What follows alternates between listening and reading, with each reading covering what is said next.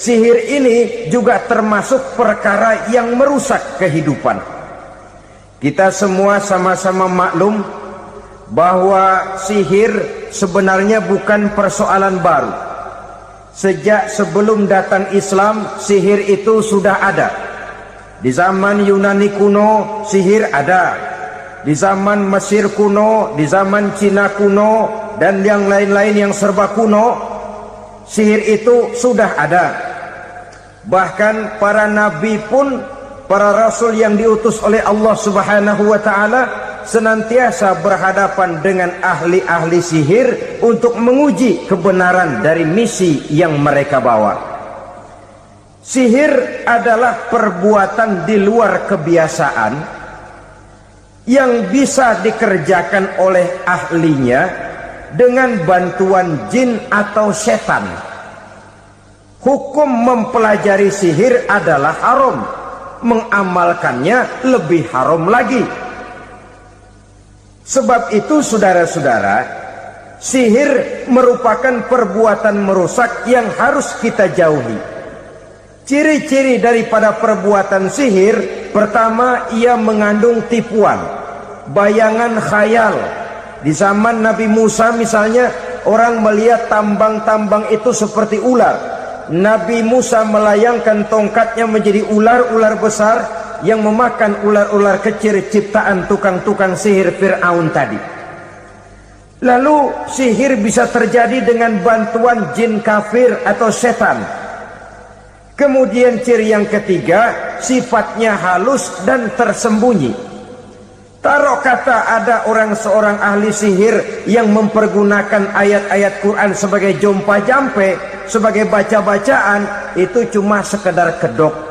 Tujuannya tidak lain menjadikan agama sebagai ketok untuk membenarkan cara yang dimurkai oleh Allah Subhanahu wa ta'ala. Satu hadis yang diriwayatkan oleh Imam Bazar dan Tabrani, Nabi berpesan, "Laisa minna man tatayyara lahu au takahhana au tukuhhina lahu au sahira lahu." Tidak termasuk ke dalam golonganku, kata Nabi. Tidak termasuk umatku. Siapa mereka? Man tatayyara lahu, orang yang bertatoyur. Apa tatoyur itu? Dari kalimat toyaro, artinya terbang. Toir biasa diartikan dengan burung. Tatoyaro percaya kepada suara-suara burung. Man tatayyara lahu, mempercayai, meyakini dengan benar-benar kepada suara beburungan. Kan suka ada itu, nah bunyi burung tuh, maling liwat. Maling liwat. Burung bunyi, maling liwat. Itu termasuk tatayyara lahu, percaya kepada suara burung. Kan aneh kalau suara orang nggak dipercaya, suara burung malah dipercaya. Ada ustadz ceramah, kiai ngaji, nggak mau didengerin, burung dengerin bener. Nah, suaranya dari sebelah mana? Belah kulon. Nah, itu tandanya ano. Habis dihitung-hitung. Itu termasuk tatayyara lahu. Au takahana, atau bertenung, au tukuhina, atau minta ditenungkan, au sahirolahu, atau melakukan perbuatan sihir atau minta disihirkan. Laisa minna, tidak termasuk ke dalam golonganku, kata Nabi. Sehingga dengan demikian saudara-saudara, menghadapi sihir dengan sihir sekalipun termasuk perbuatan yang tidak diajarkan oleh agama. Kita kan mempelajari sihir untuk jaga diri. Tidak apa-apa. Yang dilarang mengamalkannya, dilarang juga mempelajarinya. Sebab orang kalau sudah mengetahui, biasanya lalu terangsang untuk mencoba. Kalau percobaannya berhasil, biasanya terangsang untuk coba lagi dan coba lagi. Pada akhirnya ketagihan, lalu beralih menjadi profesi, apalagi itu nanti bisa mendatangkan hasil uang. Saudara-saudara kaum muslimin rahimakumullah, Kita manusia makhluk nyata, kita hidup di alam nyata, terikat oleh sunnatullah, causality. Oleh karenanya bagi kita keyakinan yang penuh, keikhlasan di dalam bertuhankan Allah, penyerahan diri sepenuhnya hanya kepadanya, itu sudah merupakan obat penangkal yang sangat ampuh agar kita tidak terkena penyakit-penyakit yang dibuat oleh setan dan para pembantunya. Sehingga beberapa ayat Quran mengajarkan, misalnya a'udzu bikalimatillahi tammati min syarri ma khalaq, atau bismillazi la yadurru ma'asmihi syai'un fil ardi wala fis sama, dengan menyebut nama Allah yang tidak bisa mendatangkan bahaya sedikit pun, dari baik yang datang dari langit maupun yang datang dari bumi. Jiwa yang kosong dari keyakinan yang penuh kepada Allah, jiwa yang penuh was-was dan ragu-ragu, itu yang mudah terserang oleh penyakit-penyakit yang dikerjakan oleh para tukang-tukang sihir, yaitu oleh setan dan seluruh para pembantunya. Kemudian hadis kedua yang diriwayatkan oleh Imam Ibnu Hibban, Nabi bersabda, la yadkhulul jannata mudminu khamrin wala mu'minu bisihrin wala qati'u rahmin. Tidak masuk surga. Ini Nabi yang bilang, tidak masuk surga. Siapa itu?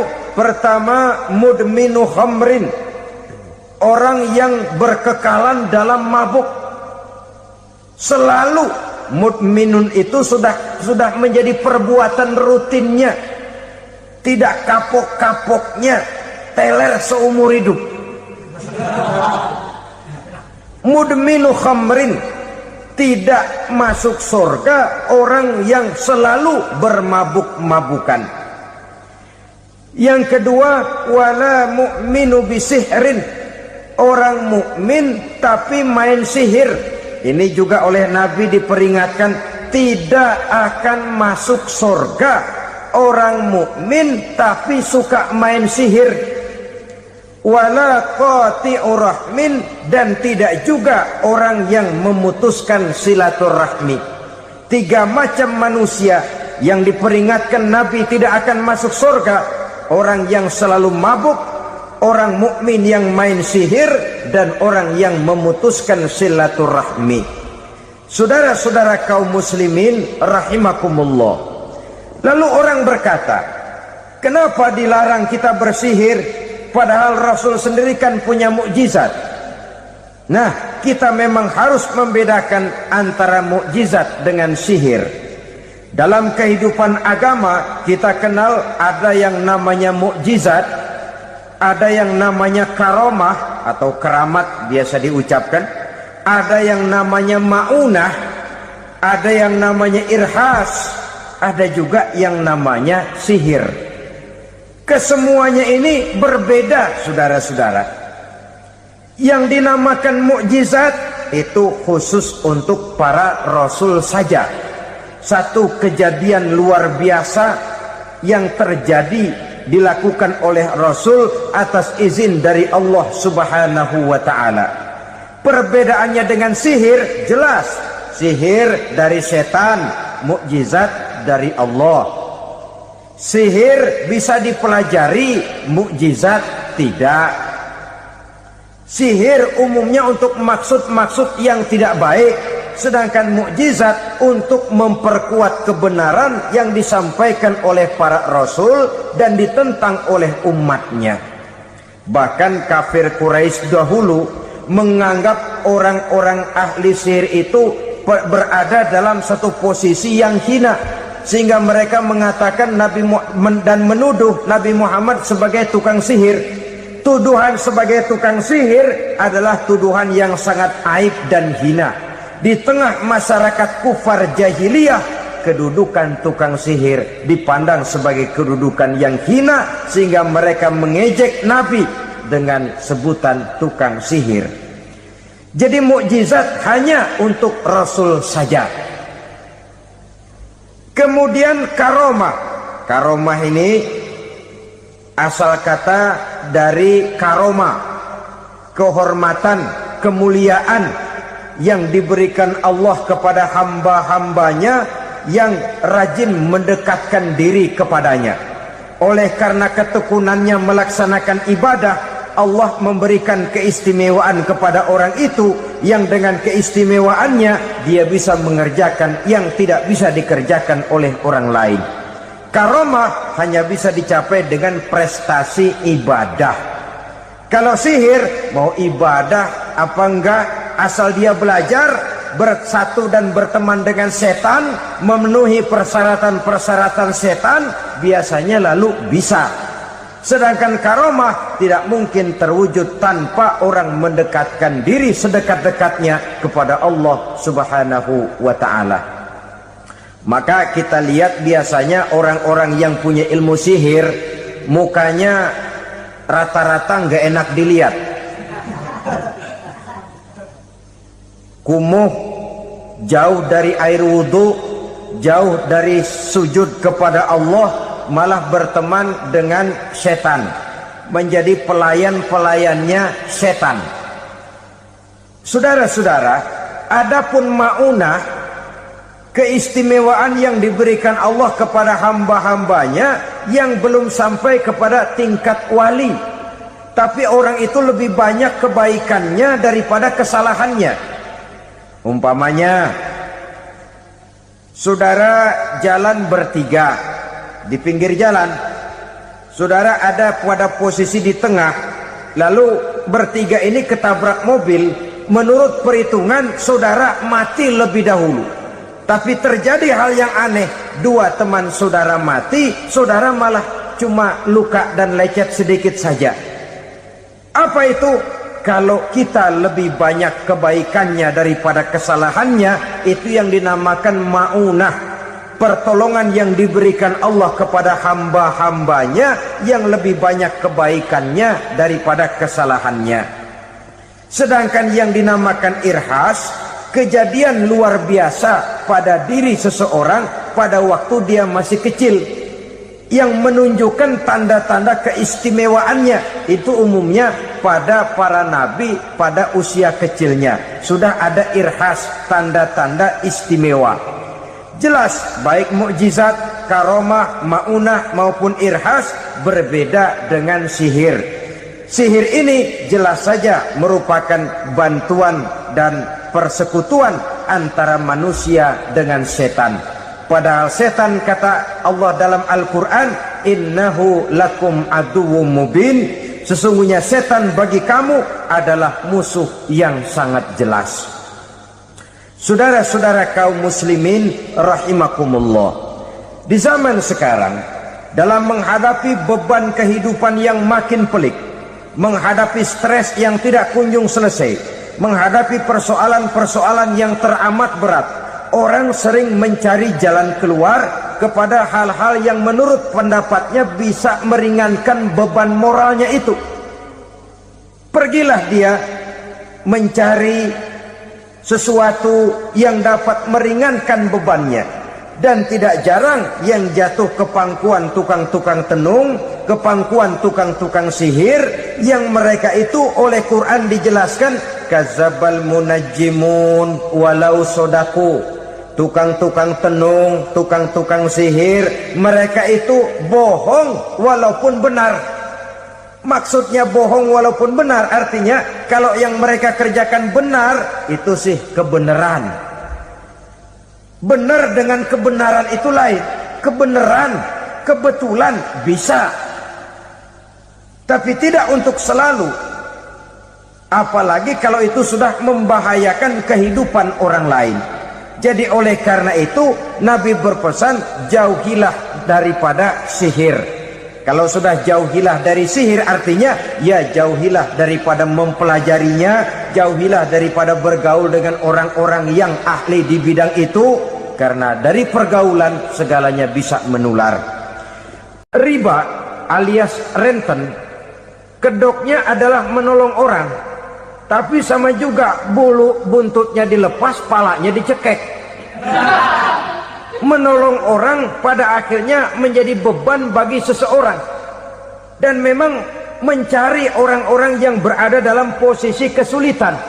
Biasanya di daerah-daerah di mana musim paceklik jadi lapangan kerja sulit, sedangkan urusan perut tidak bisa ditunda, akhirnya orang terjebak ke dalam rentenir, ke dalam riba, ke dalam renten, bunga berbunga, sehingga satu saat jumlah bunganya bisa lebih besar dari jumlah pinjaman pokoknya. Kemudian kalau juga ternyata tidak bisa dibayar, rumah jadi taruhan. Memang rumah satu-satunya, begitu rumah ditarik mulain camping. Bukankah pada akhirnya akan mewariskan kesengsaraan? Oleh karena itu, kepada kita berusahalah jangan berhubungan dengan rentenir, jangan makan renten dan riba. Kepada mereka yang melaksanakan riba, walaupun mendatangkan keuntungan materi, tapi percayalah harta yang didapat dengan jalan riba tidak akan membawa keberkahan. Manakala tidak membawa keberkahan, dia tidak akan mendatangkan ketenangan di dalam kehidupan kita. Oleh karenanya, memakan harta riba termasuk perbuatan yang merusak sendi-sendi kehidupan sosial, merusak kehidupan orang lain, merusak kehidupan masyarakat, tetangga, pergaulan, dan sebagainya. Memakan harta anak yatim dengan cara yang zolim. Nih, memang lezat. Anak yatim itu nggak tahu urusan apa-apa. Kita diamanahkan untuk mengurusinya. Kadang-kadang dibentuklah panitia penyantunan yatim piatu. Yatimnya mah tetap kelaparan, panitianya yang pada gendut.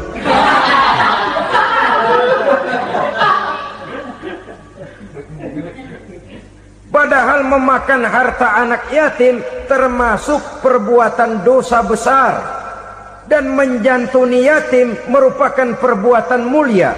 Nabi mengatakan, ana wa kafilul yatim kahataini yaumal qiyamah. Aku dan orang-orang yang menyantuni anak yatim seperti dua jari ini pada hari kiamat nanti. Dekat sekali. Jikalau ingin di hari akhir nanti dekat dengan Rasul, bersahabatlah dengan anak-anak yatim. Jadilah pengurus anak-anak yatim. Bangunlah panti-panti asuhan yatim. Pada saat bapak ibunya meninggal, kitalah yang menjadi orang tuanya. Bahkan sedemikian besar perhatian Islam terhadap anak-anak yatim ini, sehingga Quran memberikan peringatan, ara'aital ladzi yukadzibu bid-din fadzalikal ladzi yad'ul yatim wa la yahuddu ala ta'amil miskin. Tahukah kamu siapa orang yang mendustakan agama, beragama tapi dianggap dusta, salatnya dusta, puasanya dusta karena agamanya sudah berdusta. Siapa mereka? Fadzalikal ladzi yad'ul yatim, orang yang menyia-nyiakan anak yatim, wala yahuddu ala ta'amil miskin, dan tidak pernah memberi makan kepada orang-orang yang menderita kemiskinan. Menyia-nyiakan, meninggalkan anak yatim termasuk perbuatan yang divonis kita sebagai orang yang mendustakan agama. Saudara-saudara kaum muslimin rahimakumullah, maka sangat dicela mengeksploitir anak-anak yatim, menjadikan mereka sebagai kedok untuk mencari kekayaan pribadi. Tetapi jikalau ikhlas, ganjarannya sangat besar, nilai pahalanya sangat besar. Menyantuni yatim tidak hanya setahun sekali. Kalau Muharram pakai istilah lebaran yatim, dibentuklah panitia, diberilah beras, uang 45.000 rupiah, alhamdulillah. Tapi jangan lupa, si yatim tidak hidup cuma satu hari. Dia tidak hidup cuma di bulan Muharram saja. Dia hidup 12 bulan dalam setahun. Sebagaimana anak-anak yang lain, dia juga berhak punya masa depan. Dia juga berhak menikmati bangku sekolah. Dia berhak mengenyam arti dan makna pendidikan. Dia berhak membekali diri dengan ilmu dan pengetahuan, seperti halnya anak-anak yang lain.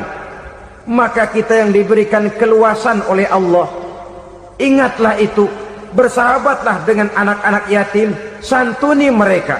Perkara setahun sekali di bulan Muharram, alhamdulillah, itu bagus, bin Thayyib alias baik. Tapi tentu dan tentu sekali lagi, si yatim tidak hanya hidup di bulan Muharram.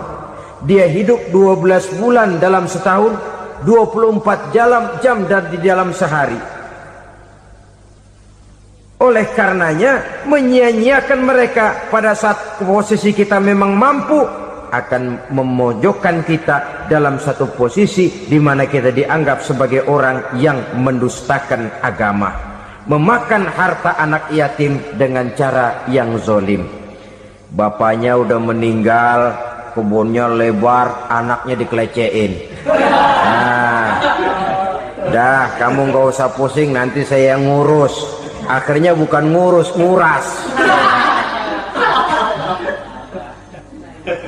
Si yatim mungkin tidak tahu bahwa dia disia-siakan, haknya diambil, miliknya dizolimi. Tapi Allah yang akan membalasnya dengan seadil-adilnya. Maka makan harta anak yatim biasanya balasannya tokcer bin paten. Nggak banyak selang tempo itu, nggak percaya cobain dah. Nyobain aja kan nggak bayar, umpama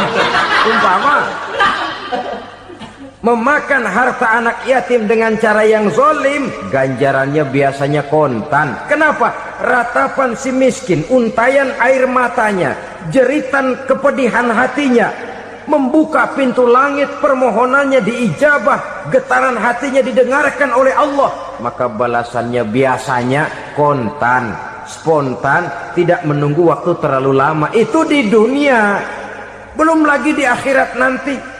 Bukankah dalam riwayat Mi'raj diceritakan Nabi melihat di neraka itu orang perutnya sebesar rumah? La haula wala quwata. Itu perut kayak rumah, bagaimana jalannya tuh orang?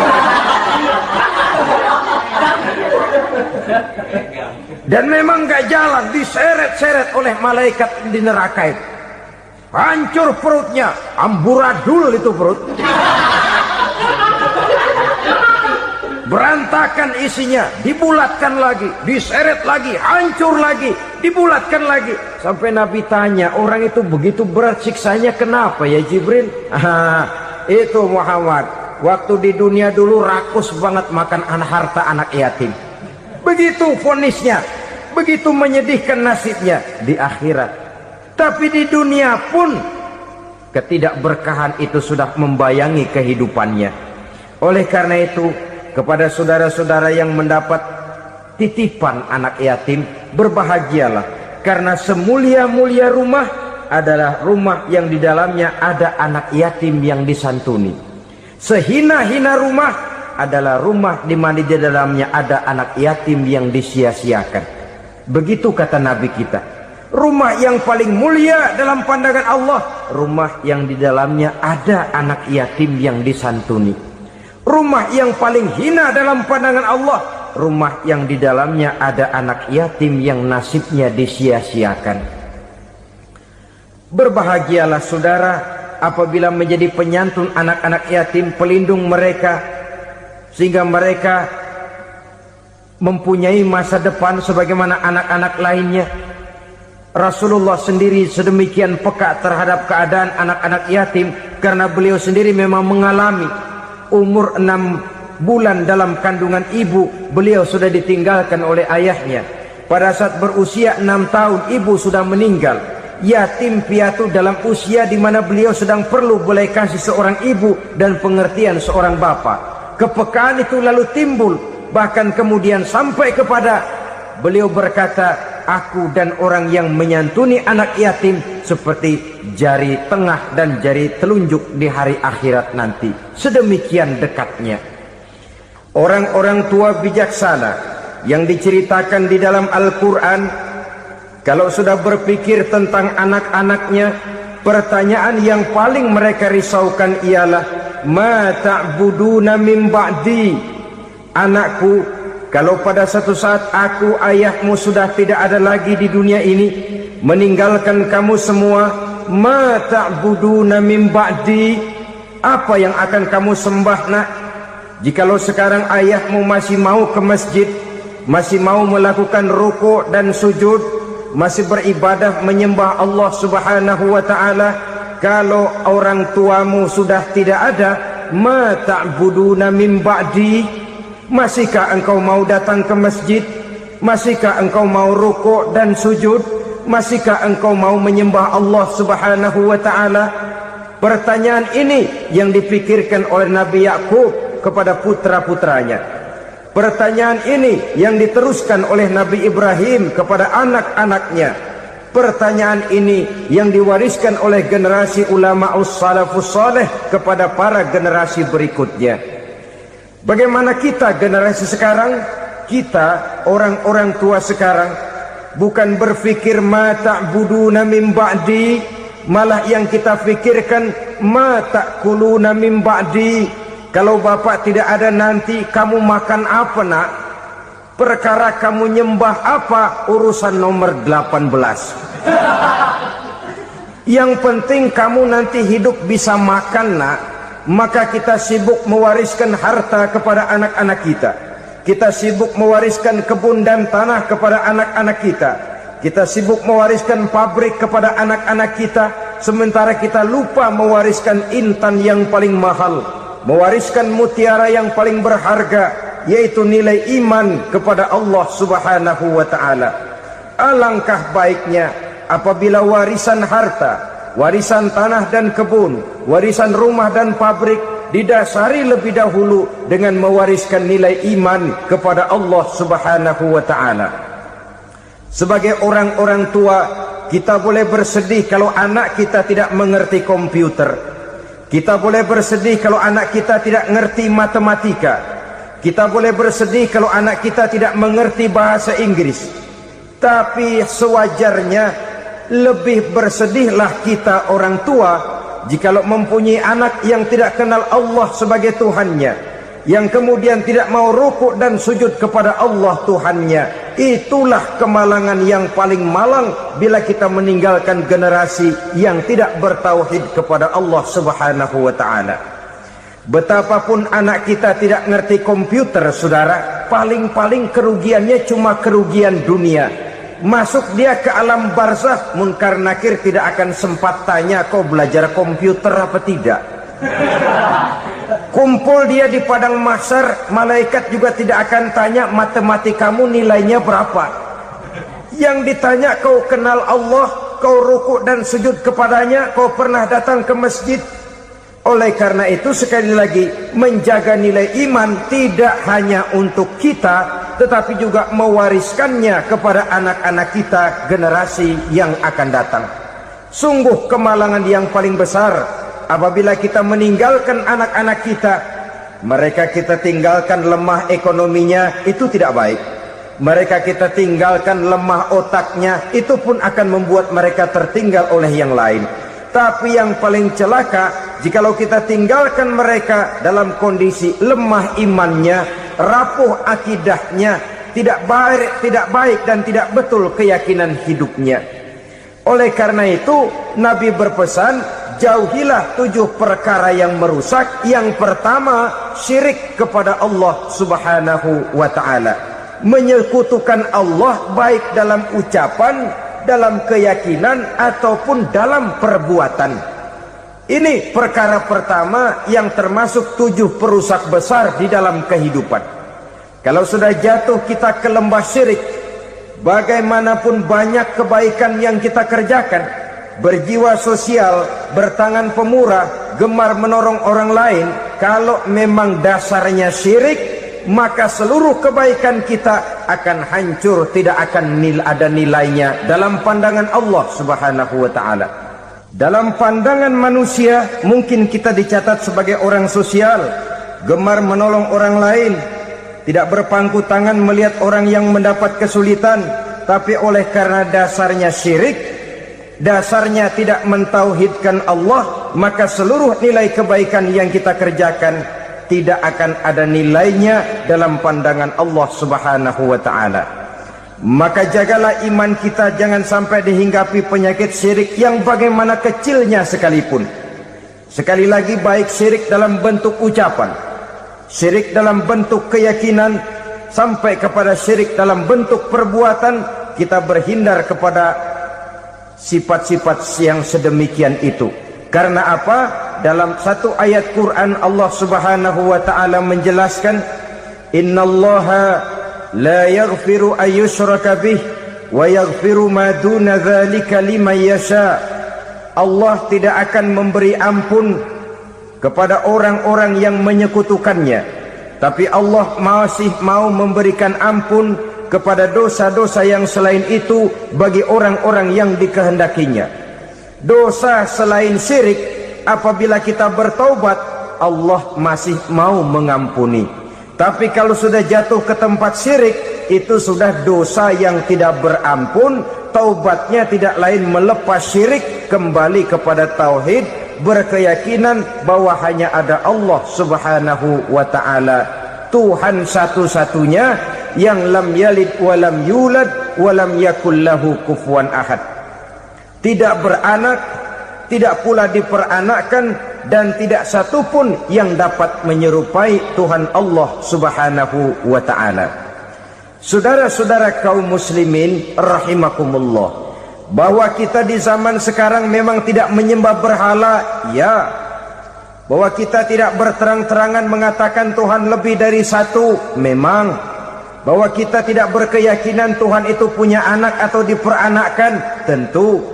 Tapi dalam perbuatan dan i'tiqad, kita kadang-kadang jatuh tanpa kita sadari ke tempat yang bernama syirik ini.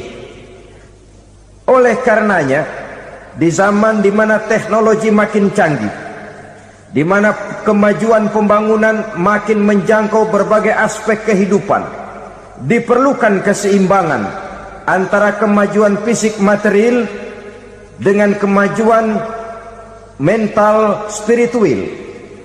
Apabila tidak ada keseimbangan, yang terwujud tentulah kepincangan, yang diawali dengan pincangnya cara kita berpikir, sehingga pada akhirnya akan mengarah kepada pincangnya cara kita berbuat dan bertindak di dalam kehidupan kita.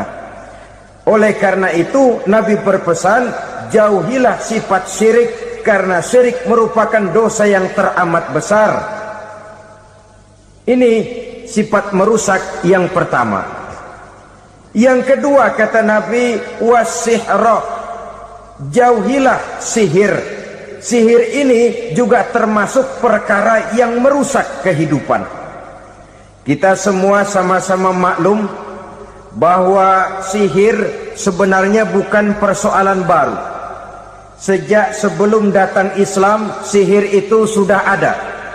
Di zaman Yunani kuno, sihir ada. Di zaman Mesir kuno, di zaman Cina kuno, dan yang lain-lain yang serba kuno, sihir itu sudah ada. Bahkan para nabi pun, para rasul yang diutus oleh Allah Subhanahu wa ta'ala, senantiasa berhadapan dengan ahli-ahli sihir untuk menguji kebenaran dari misi yang mereka bawa. Sihir adalah perbuatan di luar kebiasaan yang bisa dikerjakan oleh ahlinya dengan bantuan jin atau setan. Hukum mempelajari sihir adalah haram, mengamalkannya lebih haram lagi. Sebab itu saudara-saudara, sihir merupakan perbuatan merusak yang harus kita jauhi. Ciri-ciri daripada perbuatan sihir, pertama, ia mengandung tipuan, bayangan khayal. Di zaman Nabi Musa misalnya, orang melihat tambang-tambang itu seperti ular. Nabi Musa melayangkan tongkatnya menjadi ular-ular besar yang memakan ular-ular kecil ciptaan tukang-tukang sihir Fir'aun tadi. Lalu sihir bisa terjadi dengan bantuan jin kafir atau setan. Kemudian ciri yang ketiga, sifatnya halus dan tersembunyi. Taruh kata ada seorang ahli sihir yang mempergunakan ayat-ayat Quran sebagai jompa-jampe, sebagai baca-bacaan, itu cuma sekedar kedok. Tujuannya tidak lain menjadikan agama sebagai ketok untuk membenarkan cara yang dimurkai oleh Allah Subhanahu wa ta'ala. Satu hadis yang diriwayatkan oleh Imam Bazar dan Tabrani, Nabi berpesan, "Laisa minna man tatayyara lahu au takahhana au tukuhina lahu au sahira lahu." Tidak termasuk ke dalam golonganku, kata Nabi, tidak termasuk umatku. Siapa mereka? Man tatayyara lahu, orang yang bertatoyur. Apa tatoyur itu? Dari kalimat toyaro, artinya terbang. Toir biasa diartikan dengan burung. Tatoyaro percaya kepada suara-suara burung.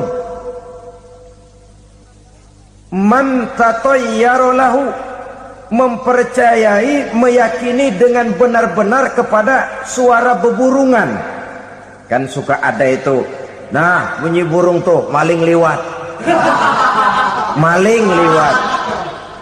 Burung bunyi, maling liwat. Itu termasuk tatayyara lahu, percaya kepada suara burung. Kan aneh kalau suara orang nggak dipercaya, suara burung malah dipercaya. Ada ustadz ceramah, kiai ngaji, nggak mau didengerin, burung dengerin bener. Nah, suaranya dari sebelah mana? Belah kulon. Nah, itu tandanya anu. Habis dihitung-hitung. Itu termasuk tatayyara lahu. Au takahana, atau bertenung, au tukuhina, atau minta ditenungkan, au sahirolahu, atau melakukan perbuatan sihir, atau minta disihirkan. Laisa minna, tidak termasuk ke dalam golonganku, kata Nabi. Sehingga dengan demikian, saudara-saudara, menghadapi sihir dengan sihir sekalipun termasuk perbuatan yang tidak diajarkan oleh agama. Kita kan mempelajari sihir untuk jaga diri, tidak apa-apa. Yang dilarang mengamalkannya, dilarang juga mempelajarinya. Sebab orang kalau sudah mengetahui, biasanya lalu terangsang untuk mencoba. Kalau percobaannya berhasil, biasanya terangsang untuk coba lagi dan coba lagi. Pada akhirnya ketagihan, lalu beralih menjadi profesi, apalagi itu nanti bisa mendatangkan hasil uang. Saudara-saudara kaum muslimin rahimakumullah, kita manusia makhluk nyata, kita hidup di alam nyata, terikat oleh sunnatullah, causality. Oleh karenanya bagi kita keyakinan yang penuh, keikhlasan di dalam bertuhankan Allah, penyerahan diri sepenuhnya hanya kepadanya, itu sudah merupakan obat penangkal yang sangat ampuh agar kita tidak terkena penyakit-penyakit yang dibuat oleh setan dan para pembantunya. Sehingga beberapa ayat Quran mengajarkan, misalnya a'udzu bikalimatillahi tammati min syarri ma khalaq, atau bismillazi la yadurru ma'asmihi syai'un fil ardi wala fis sama, dengan menyebut nama Allah yang tidak bisa mendatangkan bahaya sedikit pun, dari baik yang datang dari langit maupun yang datang dari bumi. Jiwa yang kosong dari keyakinan yang penuh kepada Allah, jiwa yang penuh was-was dan ragu-ragu, itu yang mudah terserang oleh penyakit-penyakit yang dikerjakan oleh para tukang-tukang sihir, yaitu oleh setan dan seluruh para pembantunya. Kemudian hadis kedua yang diriwayatkan oleh Imam Ibnu Hibban, Nabi bersabda, la yadkhulul jannata mudminu khamrin wala mu'minu bisihrin wala qati'u rahmin. Tidak masuk surga. Ini Nabi yang bilang, tidak masuk surga. Siapa itu? Pertama, mudminu khamrin, orang yang berkekalan dalam mabuk. Selalu mudminun itu sudah menjadi perbuatan rutinnya, tidak kapok-kapoknya, teler seumur hidup. Mudminu khamrin, tidak masuk surga orang yang selalu bermabuk-mabukan. Yang kedua, wala mu'minu bisihrin, orang mukmin tapi main sihir. Ini juga oleh Nabi diperingatkan, tidak akan masuk surga orang mukmin tapi suka main sihir. Wala qati'u rahmin, dan tidak juga orang yang memutuskan silaturahmi. 3 macam manusia yang diperingatkan Nabi tidak akan masuk surga: orang yang selalu mabuk, orang mukmin yang main sihir, dan orang yang memutuskan silaturahmi.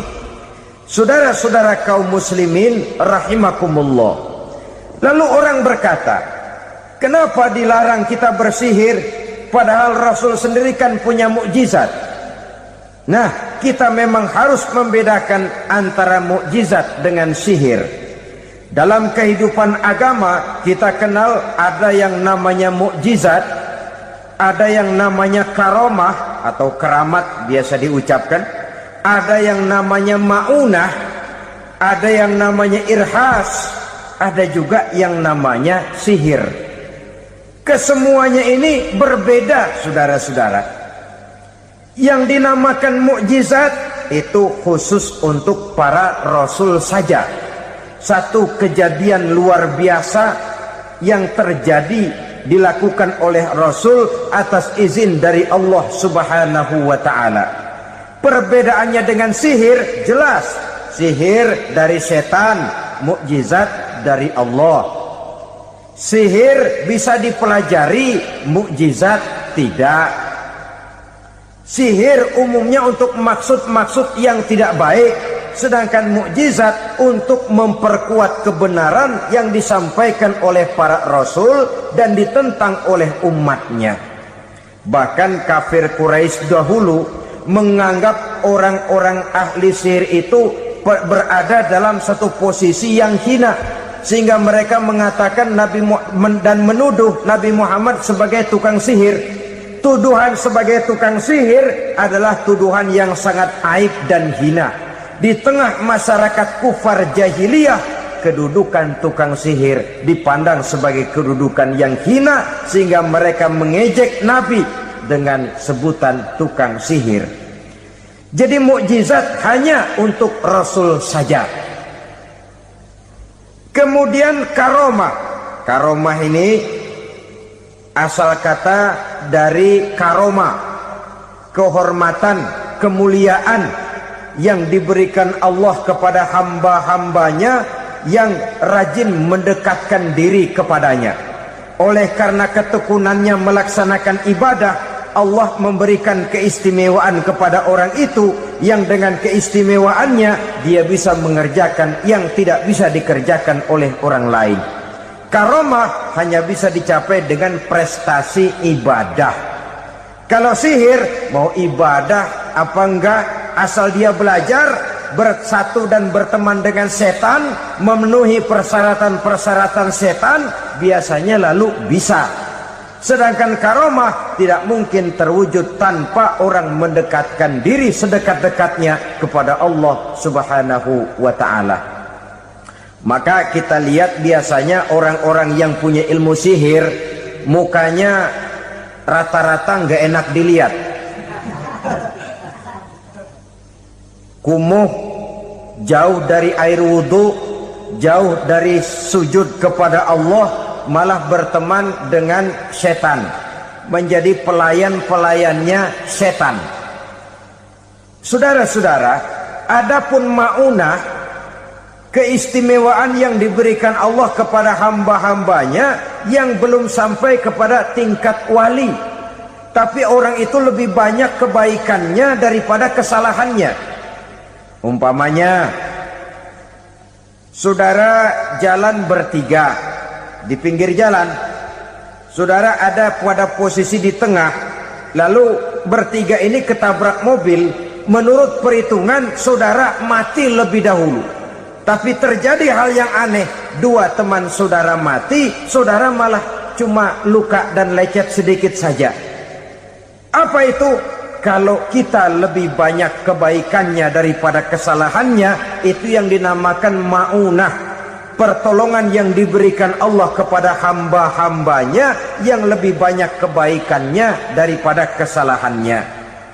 Sedangkan yang dinamakan irhas, kejadian luar biasa pada diri seseorang pada waktu dia masih kecil, yang menunjukkan tanda-tanda keistimewaannya. Itu umumnya pada para nabi pada usia kecilnya sudah ada irhas, tanda-tanda istimewa.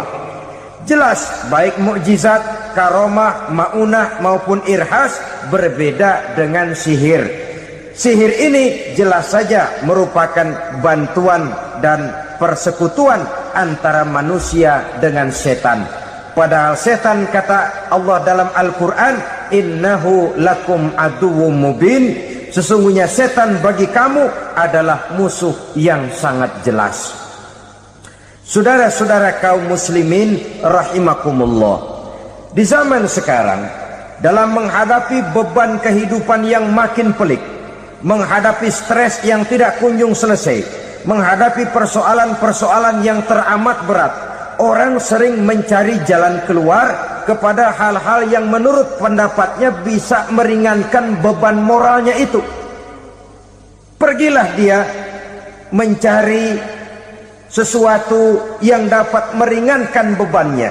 Dan tidak jarang yang jatuh ke pangkuan tukang-tukang tenung, ke pangkuan tukang-tukang sihir, yang mereka itu oleh Quran dijelaskan kazabal munajjimun walau sodaku. Tukang-tukang tenung, tukang-tukang sihir, mereka itu bohong walaupun benar.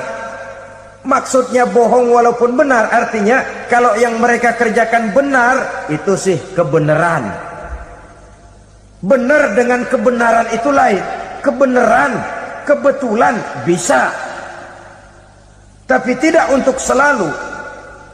Apalagi kalau itu sudah membahayakan kehidupan orang lain. Jadi oleh karena itu Nabi berpesan, jauhilah daripada sihir. Kalau sudah jauhilah dari sihir, artinya ya jauhilah daripada mempelajarinya, jauhilah daripada bergaul dengan orang-orang yang ahli di bidang itu, karena dari pergaulan segalanya bisa menular. Baiklah saudara, ini yang kedua. Yang ketiga pesan Nabi, wa qatlan nafsil lati harramallahu illa bil haq, membunuh orang lain dengan cara yang tidak benar, membunuh orang yang diharamkan oleh Allah Subhanahu wa taala untuk melakukannya kecuali dengan alasan yang benar. Kita tahu Islam adalah agama damai, sesuai dengan namanya. Ia tidak dikembangkan dengan pedang dan kekerasan. Ia dikembangkan dengan keteladanan dan tuntunan moral. Oleh karena Islam bukan agama kekerasan, Islam pun tidak mementingkan dan mengajarkan kekerasan kecuali dengan alasan yang benar dan bisa dipertanggungjawabkan. Membunuh dengan sengaja, menghilangkan nyawa orang lain tanpa alasan yang bisa dibenarkan adalah merupakan dosa besar dan satu di antara 7 perkara yang bisa mendatangkan kerusakan dalam kehidupan dan yang hendaknya harus kita jauhi. Saudara-saudara kaum muslimin rahimakumullah, beberapa waktu yang lalu di sebuah kota kecil yang indah bernama New Auckland. Saudara tahu New Auckland? Tuh dari Gunung Kidul masih ngidul lagi. Pernah diadakan satu seminar yang membicarakan bagaimana menyelamatkan masyarakat manusia dari bahaya Perang Dunia Ketiga. Diperkirakan kalau terjadi Perang Dunia Ketiga, manusia tidak akan tersisa. Sebab apa? Pada waktu itu cadangan nuklir yang dimiliki oleh bersama Amerika dan Rusia konon sudah sanggup memusnahkan 6 miliar manusia pada saat jumlah manusia baru 5 miliar. Jadi kelebihan nuklir dunia ini. Kalau terjadi Perang Dunia Ketiga, sulit manusia untuk tersisa.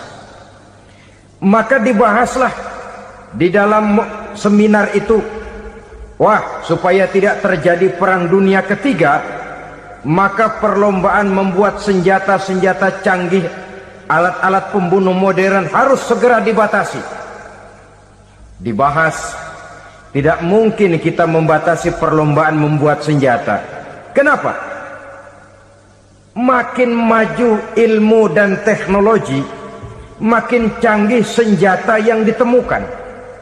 Atom sudah meningkat menjadi nuklir, nuklir sudah meningkat menjadi neutron, dan kita tahu bom yang bernama neutron ini bom yang cukup membunuh tanpa perlu merusak. Artinya kalau dia diledakkan di kota kita ini, bangunan utuh, jembatan tidak ambruk, rumah-rumah tetap berdiri, tapi semua yang bernama hidup mati. Itu katanya lebih sopan dari bom atom. Sebab kalau si atom ini sudah membunuh, merusak pula. Neutron cukup membunuh saja tanpa perlu merusak. Jadi majunya senjata-senjata teknologi sebagai akibat yang logis dari kemajuan ilmu pengetahuan ini tidak bisa kita batasi. Dan memang sebenarnya yang bahaya bukan senjatanya, tapi manusia yang mengendalikan senjata itu. Mereka kembali kepada prinsip the man behind the gun. Bukan senjatanya yang bahaya, tapi manusia yang mengendalikan senjata itu yang bahaya. Walaupun senjatanya modern, katakanlah model M16 umpamanya, kalau yang mengendalikannya orang beriman, insya Allah aman. Tapi biar megang cuma senapan angin, kalau yang megang orang brutal, ngeri kita deket-deket. Apalagi kalau memang bukan ahlinya menggunakan senjata, bisa ngeker kaki kena jidat.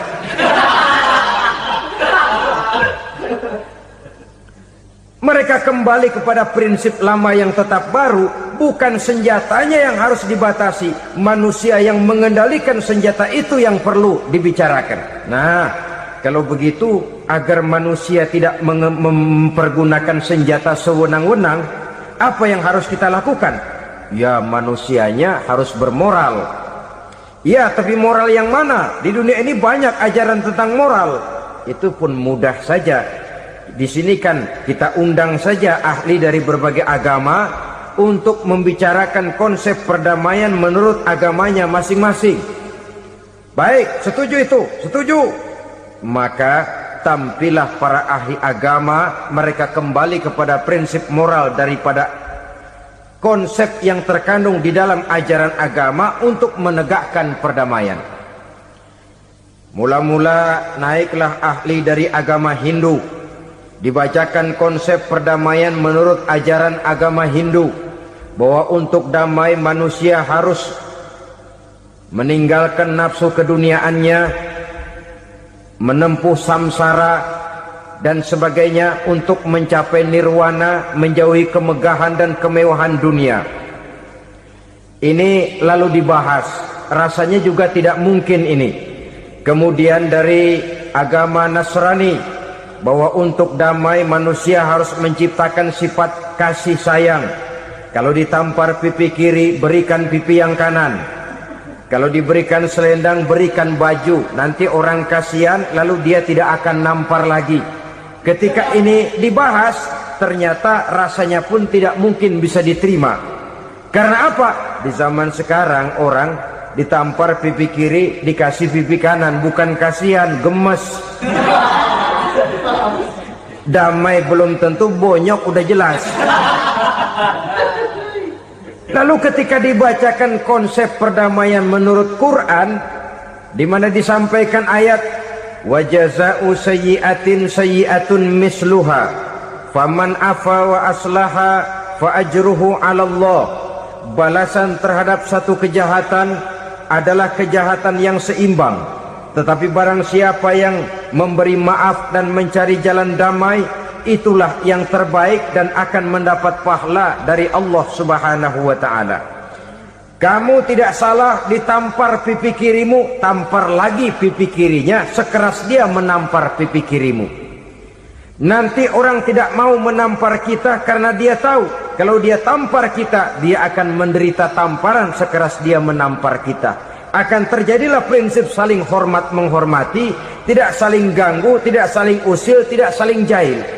Atas dasar ini perdamaian bisa ditegakkan. Mereka bisa menerima konsep ini, tapi kemudian seminar ditutup tanpa satu keputusan resmi. Kenapa? Terus terang mereka kagum dengan konsep Islam, tapi sentimen lama terhadap nilai-nilai Islam telah menutup mata mereka untuk menerima kebenaran dari ajaran Al-Quranul Karim. Saudara-saudara kaum muslimin rahimakumullah, kembali kita kepada persoalan pokok. Roh adalah dari Allah. Dia akan kembali kepada Allah, milik mutlak dari Allah. Tidak pantas kita merampasnya dari orang lain. Tidak wajar kita menghilangkannya tanpa alasan yang dibenarkan oleh agama. Di zaman sekarang, akibat persaingan hidup yang makin tajam, lapangan kerja yang makin sulit, tensi ekonomi yang makin tinggi, atau karena nilai moral yang makin rendah, atau juga karena rapuhnya pegangan orang kepada agama, nyawa rasanya sudah sedemikian murahnya. Berbagai kasus membuat berdiri bulu roma kita. Ada mayit, ada manusia dipotong 6, dicincang macam kambing. Ada yang dipotong 5, ada yang dipotong 13, dikardusin, dibuang ke tempat sampah. Inna lillahi wa inna ilaihi raji'un. Gejala apa ini? Kanibalisme. Manusia sudah demikian sadisnya, manusia sudah sedemikian buasnya, sehingga sesama manusia diperlakukan seperti hewan. Padahal hewan sendiri belum pernah macan makan macan, bagaimanapun buasnya macan. Belum pernah serigala memakan serigala, bagaimanapun brutalnya serigala. Tetapi manusia makan manusia di zaman sekarang kadang jadi kenyataan dalam kehidupan kita. Kadang persoalannya remeh saja. Soal uang 200 perak, pisau bicara, nyawa melayang. Soal rokok sebatang, celurit bicara, nyawa melayang. Soal-soal yang sama sekali tidak prinsip, begitu mudah kita menghilangkan nyawa orang lain.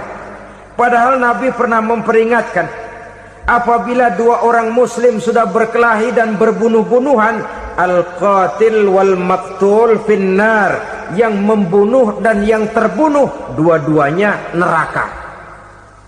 Sahabat heran, ya Rasul, kalau yang terbunuh, kalau yang membunuh masuk neraka itu sih wajar, tapi yang terbunuh kenapa neraka juga? Beliau menjawab, dua-duanya sudah punya niat untuk saling membunuh. Niatnya itu yang diponten. Yang terbunuh cuman lagi apes aja, keduluan dia. Umpama tidak terbunuh, pasti dia yang akan membunuh. Oleh karenanya al-qatil wal maktul, yang membunuh dan yang dibunuh finnar, dua-duanya masuk ke dalam neraka. Islam menghormati kehidupan. Tidak hanya terbatas kepada sesama muslim, orang-orang yang berlainan agama pun yang mau hidup berukun, damai, berdampingan dengan umat Islam, jiwa mereka, darah mereka dilindungi oleh nilai-nilai Islam yang disebut dengan kafir zimmi ini. Mengganggu mereka sama saja dengan mengganggu aku, kata Nabi. Jadi oleh karena itu, sayangilah sesama. Kehidupan adalah anugerah Allah, bukan wewenang kita untuk mencabutnya dari orang lain, bukan wewenang kita untuk merampas dan menghilangkannya dari orang lain. Apa yang tidak enak terjadi pada diri kita, begitu pula lah apabila terjadi pada diri orang lain. Sehingga Nabi mengatakan, la yu'minu ahadukum hatta yuhibba li akhihi ma yuhibbu li nafsihi. Belum dikatakan beriman seseorang kamu apabila dia belum mencintai saudaranya seperti ia mencintai dirinya sendiri. Apa yang enak dirasakan oleh orang lain, enak juga dirasakan oleh dia. Mengukur orang lain dengan diri sendiri. Kalau orang lain tanpa salah saya fitnah, kalau saya tanpa salah difitnah orang, enak apa enggak? Enggak, orang lain juga begitu. Kalau orang lain tanpa salah saya tempeleng kepalanya, enak apa tidak? Tidak. Orang lain juga begitu. Yang tidak enak terjadi pada diri kita, tentu tidak enak juga kalau terjadi pada orang lain. Mengukur orang lain dengan diri sendiri, sehingga tidak timbul sifat egois, tidak menari di atas bangkai orang lain, tidak mendirikan kebahagiaan di atas untayan air mata orang lain. Sehingga dengan demikian saudara-saudara, dia bisa menghormati kehidupan, menghormati orang lain sebagaimana dia ingin dihormati.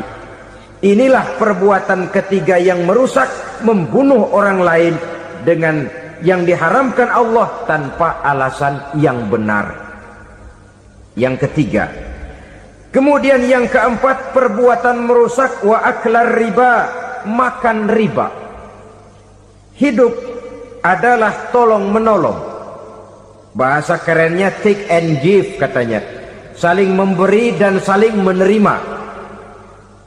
Nabi mengajarkan man kuraba kurbatan min kurabid dunya karaballahu lahu kurbatan min kurabi yaumal qiyamah. Wallahu fi aunil abdi madamal abdu fi auni akhihi. Siapa yang meringankan beban dari beban-beban yang dirita seseorang di dalam kehidupan dunia, Allah akan meringankan bebannya daripada beban-beban yang harus dipikulnya di hari kiamat nanti. Wallahu fi aunil abdi madamal abdu fi auni akhihi. Allah senantiasa akan menolong seorang hamba selama hamba itu masih mau menolong saudaranya. Allah selalu akan menolong seorang hamba selama hamba itu masih mau menolong saudaranya. Apabila kita sudah berpangku tangan terhadap kesulitan orang lain, biasanya pun pada saat kita mendapat kesulitan, kita akan sulit juga memperoleh pertolongan. Nah, riba alias renten, kedoknya adalah menolong orang, tapi sama juga bulu buntutnya dilepas, palanya dicekek. Menolong orang pada akhirnya menjadi beban bagi seseorang. Dan memang mencari orang-orang yang berada dalam posisi kesulitan, biasanya di daerah-daerah di mana musim paceklik, jadi lapangan kerja sulit, sedangkan urusan perut tidak bisa ditunda. Akhirnya orang terjebak ke dalam rentenir, ke dalam riba, ke dalam renten. Bunga berbunga, sehingga satu saat jumlah bunganya bisa lebih besar dari jumlah pinjaman pokoknya. Kemudian kalau juga ternyata tidak bisa dibayar, rumah jadi taruhan. Memang rumah satu-satunya, begitu rumah ditarik mulain camping. Bukankah pada akhirnya akan mewariskan kesengsaraan? Oleh karena itu, kepada kita berusahalah jangan berhubungan dengan rentenir, jangan makan renten dan riba. Kepada mereka yang melaksanakan riba, walaupun mendatangkan keuntungan materi, tapi percayalah harta yang didapat dengan jalan riba tidak akan membawa keberkahan. Manakala tidak membawa keberkahan, dia tidak akan mendatangkan ketenangan di dalam kehidupan kita. Oleh karenanya, memakan harta riba termasuk perbuatan yang merusak sendi-sendi kehidupan sosial, merusak kehidupan orang lain, merusak kehidupan masyarakat, tetangga, pergaulan dan sebagainya. Yang kelima, wa akla malil yatim, memakan harta anak yatim dengan cara yang zalim. Nih, memang lezat. Anak yatim itu nggak tahu urusan apa-apa. Kita diamanahkan untuk mengurusinya. Kadang-kadang dibentuklah panitia penyantunan yatim piatu. Yatimnya mah tetap kelaparan, panitianya yang pada gendut.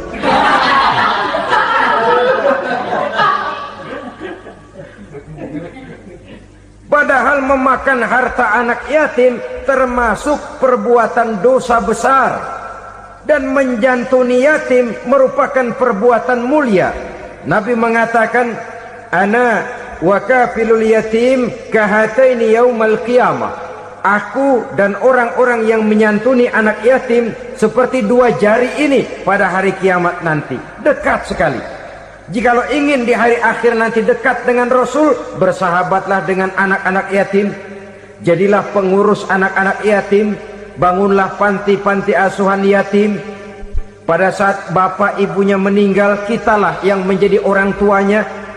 Bahkan sedemikian besar perhatian Islam terhadap anak-anak yatim ini, sehingga Quran memberikan peringatan, ara'aital ladzi yukadzibu bid-din fadzalikal ladzi yad'ul yatim wa la yahuddu ala ta'amil miskin.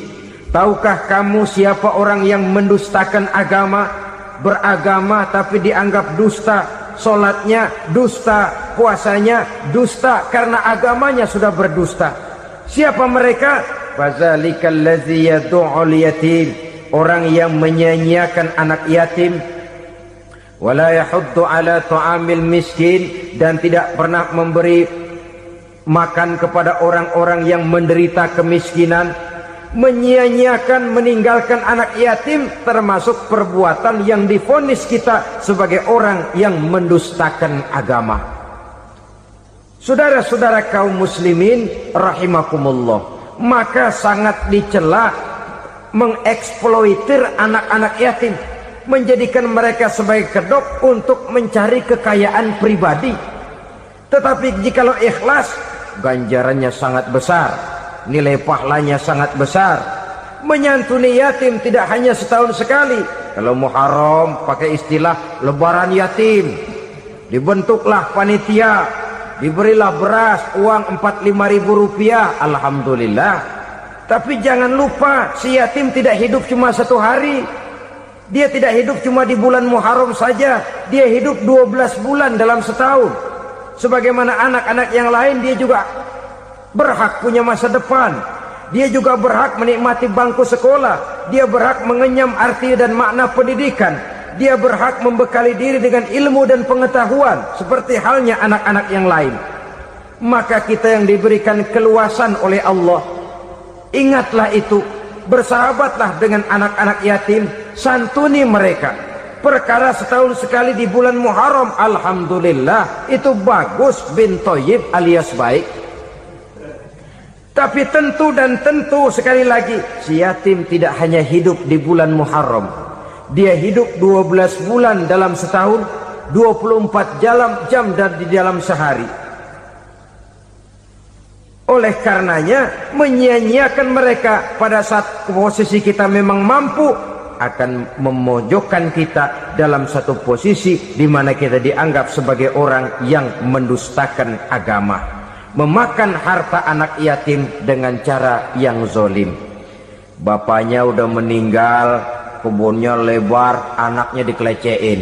Nah, dah kamu gak usah pusing, nanti saya yang ngurus. Akhirnya bukan ngurus, nguras. Si yatim mungkin tidak tahu bahwa dia disia-siakan, haknya diambil, miliknya dizolimi. Tapi Allah yang akan membalasnya dengan seadil-adilnya. Maka makan harta anak yatim biasanya balasannya tokcer bin paten. Nggak banyak selang tempo itu, nggak percaya cobain dah. Nyobain aja kan nggak bayar, umpama. Memakan harta anak yatim dengan cara yang zolim, ganjarannya biasanya kontan. Kenapa? Ratapan si miskin, untayan air matanya, jeritan kepedihan hatinya, membuka pintu langit, permohonannya diijabah, getaran hatinya didengarkan oleh Allah. Maka balasannya biasanya kontan, spontan, tidak menunggu waktu terlalu lama. Itu di dunia, belum lagi di akhirat nanti. Bukankah dalam riwayat Mi'raj diceritakan Nabi melihat di neraka itu orang perutnya sebesar rumah. La haula wala quwata. Itu perut kayak rumah, bagaimana jalannya tuh orang? Dan memang gak jalan, diseret-seret oleh malaikat di neraka itu. Hancur perutnya, amburadul itu perut. Berantakan isinya, dibulatkan lagi, diseret lagi, hancur lagi, dibulatkan lagi. Sampai Nabi tanya, orang itu begitu berat siksanya kenapa ya Jibril? Itu Muhammad, waktu di dunia dulu rakus banget makan harta anak yatim. Begitu vonisnya, begitu menyedihkan nasibnya di akhirat.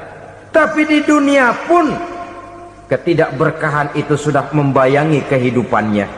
Oleh karena itu, kepada saudara-saudara yang mendapat titipan anak yatim, berbahagialah, karena semulia-mulia rumah adalah rumah yang di dalamnya ada anak yatim yang disantuni. Sehina-hina rumah adalah rumah di mana di dalamnya ada anak yatim yang disia-siakan. Begitu kata Nabi kita. Rumah yang paling mulia dalam pandangan Allah, rumah yang di dalamnya ada anak yatim yang disantuni. Rumah yang paling hina dalam pandangan Allah, rumah yang di dalamnya ada anak yatim yang nasibnya disia-siakan. Berbahagialah saudara apabila menjadi penyantun anak-anak yatim, pelindung mereka, sehingga mereka mempunyai masa depan sebagaimana anak-anak lainnya. Rasulullah sendiri sedemikian peka terhadap keadaan anak-anak yatim, karena beliau sendiri memang mengalami. Umur 6 bulan dalam kandungan ibu, beliau sudah ditinggalkan oleh ayahnya. Pada saat berusia 6 tahun, ibu sudah meninggal. Yatim piatu dalam usia di mana beliau sedang perlu belas kasih seorang ibu dan pengertian seorang bapa. Kepekaan itu lalu timbul, bahkan kemudian sampai kepada beliau berkata, aku dan orang yang menyantuni anak yatim seperti jari tengah dan jari telunjuk di hari akhirat nanti. Sedemikian dekatnya. Baiklah ya, jadi yang kelima, memakan harta anak yatim. Jauhi, karena ini perbuatan yang merusak. Yang keenam, watawalli yaumaz zahfi, melarikan diri pada hari pertempuran. Apa ini? Khianat. Tidak konsekuen dengan konsep perjuangan. Pada mulanya keras benar teriak, berantas korupsi, ganyang korupsi, cuma karena belum dapat giliran. Begitu dia naik dapat kesempatan, korupsinya lebih edan dari yang diteriakinya. Ini termasuk tawalli yaumaz zahfi, berpaling pada hari peperangan. Di saat menghadapi musuh, kalau belum kelihatan musuh, teriaknya nyaring bener. Jangan takut, demi kebenaran sampai titik darah yang paling penghabisan. Musuh belum kelihatan. Begitu musuh sudah kelihatan, paling dulu lari ke belakang. Kalau diajak berjuang ada saja alasannya. Sehingga Quran memberikan peringatan kepada kita semua. Mengapa kamu ini berat?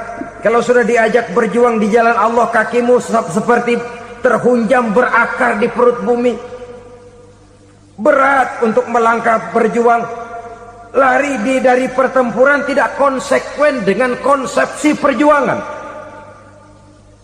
Mau enaknya saja. Dalam kondisi yang sulit lalu berpangku tangan. Ini termasuk ciri munafik yang di dalam Al-Quran disindir dengan bahasa kullama adha'a lahum masyaufi wa iza azlama alaihim qamu. Waktu terang mereka jalan, giliran gelap mereka mandek. Artinya, maksudnya, kalau giliran ada untungnya aja, rame-rame teriak Islam. Tapi begitu diminta berjuang, dituntut berkorban, rame-rame mundur. Waktu dilihat di Islam ada untungnya, rame-rame teriak Islam. Pak, saya Islam banget, Pak. KTP saya Islam, Pak. Pokoknya Islam banget dah. Tapi ketika diminta berjuang, dituntut sedikit berkorban, rame-rame mengundurkan diri.